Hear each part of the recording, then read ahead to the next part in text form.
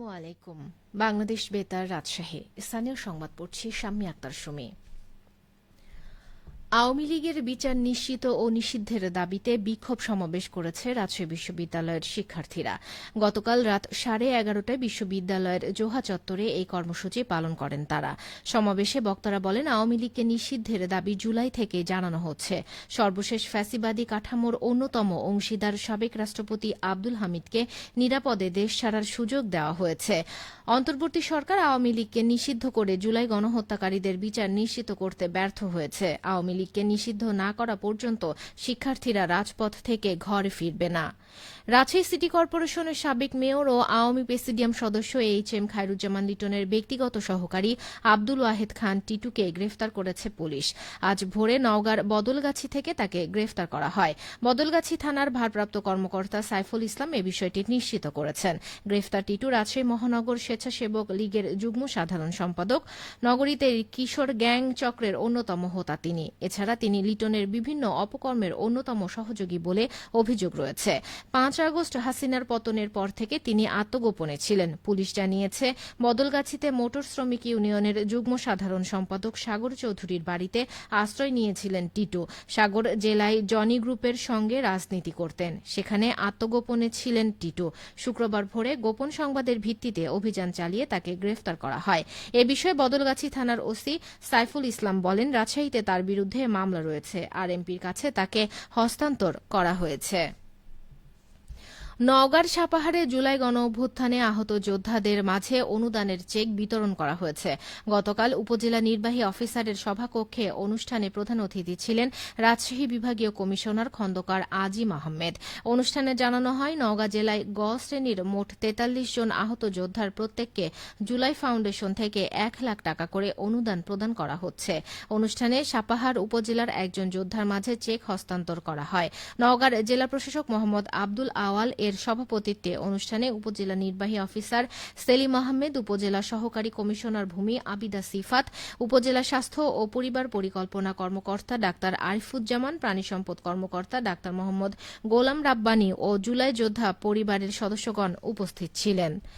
বাংলাদেশ ক্ষুদ্র ও কুটির শিল্প বিসিকের আয়োজনে নাটোরের 5 দিনব্যাপী শিল্প উদ্যোক্তা উন্নয়ন প্রশিক্ষণ শেষ হয়েছে।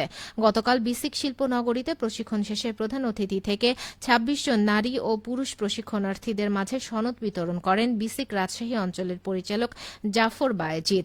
অনুষ্ঠানে প্রধান অতিথি ছিলেন ব্যবসার সম্ভাবনার খাতসমূহ নিরূপণ করে উদ্যোক্তাদের উদ্যোগ গ্রহণ করতে হবে, ব্যবসায়িক চ্যালেঞ্জ মোকাবেলার সক্ষমতা তৈরি এবং ব্যবসায়িক প্রতিবন্ধকতা অতিক্রম করার ক্ষেত্রে বিসিক সবসময় উদ্যোক্তাদের পাশে থাকবে।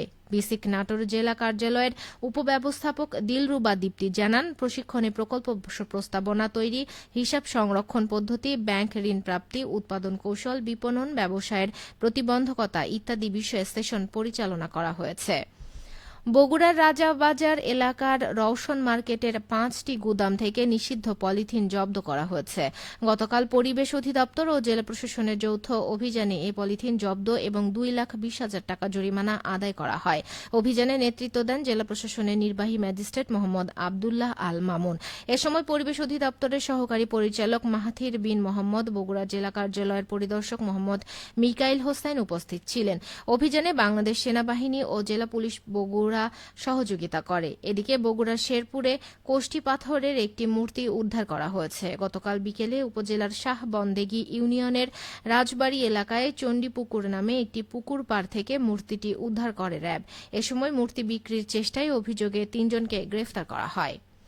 সিরাজগঞ্জের কাজীপুরের বিস্তীর্ণ চরাঞ্চলে এবারেও চীনাবাদামের বাম্পার ফলন হয়েছে। বাজারে দাম ও চাহিদাও রয়েছে ভালো, ফলে লাভবান হচ্ছে বাদাম চাষিরা। চলতি মৌসুমে সিরাজগঞ্জে কাজীপুর উপজেলার যমুনা নদীর চরাঞ্চল অধ্যুষিত নাটুয়ারপাড়া, চরগিরিশ, মনসুরনগর, খাস রাজবাড়ী, নিশ্চিন্তপুর ও তেকানি ইউনিয়নের বিস্তীর্ণ চরাঞ্চলে ব্যাপক হারে চীনাবাদামের আবাদ করেছিলেন কৃষকেরা। এসব চরাঞ্চলে প্রায় ৯০৫ হেক্টর জমির বেলে দোআঁশ মাটিতে আবাদ করা হয়েছিল লাভজনক এই ফসলটি। ইতোমধ্যে শতভাগ বাদাম উত্তোলন করেছে কৃষকরা। প্রতি হেক্টরে এবার চীনাবাদামের উৎপাদন হয়েছে ১.৮৫ মেট্রিক টন। কম খরচে এই ফসলটির চাষাবাদে ব্যাপকভাবে লাভবান হচ্ছেন কৃষকরা। গাজীপুর উপজেলা কৃষি কর্মকর্তা কৃষিবিদ শরীফুল ইসলাম বলেন, লাভজনক হওয়ায় চরাঞ্চলে প্রতি বছরই চীনাবাদামের আবাদ বৃদ্ধি পাচ্ছে। ফসলটি চাষাবাদ বাড়াতে কৃষি বিভাগ থেকেও নানাভাবে পরামর্শ ও সহযোগিতা করা হচ্ছে কৃষকদের। সবশেষে আবহাওয়া। আজ দুপুর ২টায় রাজশাহীতে তাপমাত্রা ছিল ৩৮.৬ ডিগ্রি সেলসিয়াস। এই সময় বাতাসে আপেক্ষিক আর্দ্রতার পরিমাণ ছিল ৩৮%।